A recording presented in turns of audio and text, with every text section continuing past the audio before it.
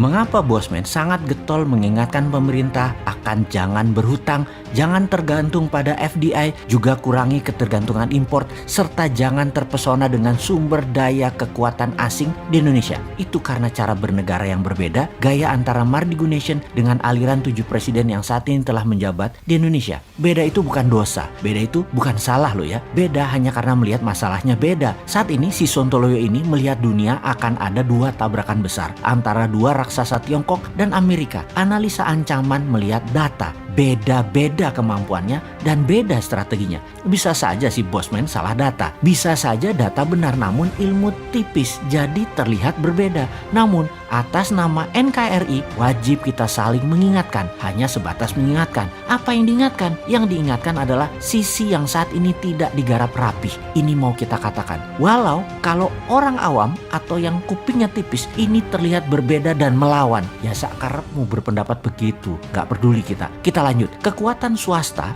dan bottom of pyramid adalah ciri bernegara ala Mardigu Nation. Gaya bernegaranya nanti akan sangat ofensif permainannya. Model tentara Belanda melindungi VOC. Model pemerintah Tiongkok melindungi BUMN-nya di luar negeri. Model Amerika melindungi swastanya mengkoloni negara lain, menyedot sumber daya alamnya negara lain. Namun, nanti New Mind yang berkuasa di Indonesia bukan memprotek swasta besar, tapi membuat UKM bottom of pyramid yang menyerang keluar negeri dengan perlindungan negara. Swasta besarnya juga dilindungi, tapi pokoknya yang di luar negeri, negara, tentara ikut main melindungi mereka. Mempengaruhi kebijakan negara lain itu ditarget. ASEAN bakal dimainkan. Swasta Indonesia besar kecil bakal menjadi pahlawan devisa. 14 negara selatan Asia Pasifik pasti kita mainkan, dalam tanda petik ya mainkannya. Ini harus menguntungkan Indonesia. BUMN sebelum dikurangi menjadi hanya yang strategis dan vital akan membangun Indonesia di wilayah remote atau pinggiran. Akan membangun 10 juta rumah tinggal murah sehat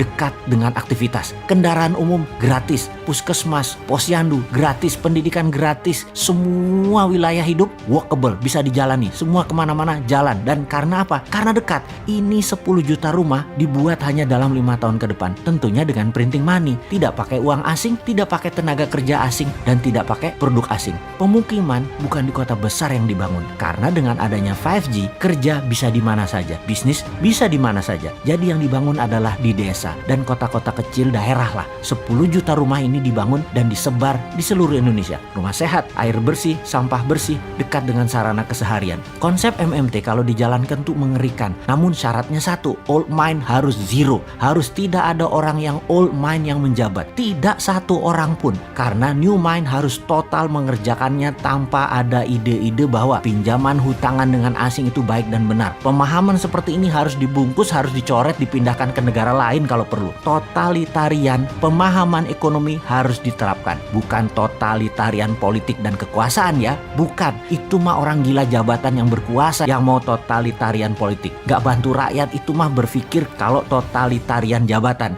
Ini yang kita bicarakan adalah totalitarian model ekonomi. Oke, gini deh. Kita mempunyai Forza Panarata 2045. Forza Panarata adalah nawacitanya Mardigu Nation. Salah satunya akan membuat GDP per kapita 10.000, akan membangun 10 juta rumah tinggal, akan menjadikan dolar di bawah 10.000 rupiah dalam waktu 5 tahun ke depan. Di tahun 2045, di zaman Indonesia emas, akan mencapai 100.000 dolar per kapita GDP-nya dan atau naik 1000% dalam waktu 25 tahun ke depan. Perlu diingat, New Mind pasti akan melawan Amerika, akan melawan Tiongkok, namun dengan cara elegan. Kekuatan tawar kita mainkan dulu dengan SWF sesungguhnya, yaitu menggunakan aset sumber daya alam dijadikan alat tekan dengan mengendalikan urat nadi jalur maritim dunia yang lewat Indonesia harus dikuasai penuh Indonesia. Armada laut kita akan dibangun dalam 5 tahun ke depan. Armada penangkapan ikan, armada perang laut atau naval warfare disiapkan, radar dan satelit semua disiapkan. Mencatat peta seabed bawah laut nasional disiapkan. Alki laut dikontrol penuh oleh tower-towernya Indonesia. Setiap kapal lewat di perairan internasional di tengah Indonesia harus bayar asuransi. Ini harusnya Menteri Pertahanan yang sekarang nih mikir beginian. Tapi nggak apa-apa deh kalau nggak mikir, nggak apa-apa. Biar aja nanti Mardigu Nation yang berpikir untuk mengingatkan kaum new mind generasi digital nantinya ketika mereka berkuasa. Sekali lagi, yang sekarang ketuaan dan kuno berpikirnya, biarin aja deh.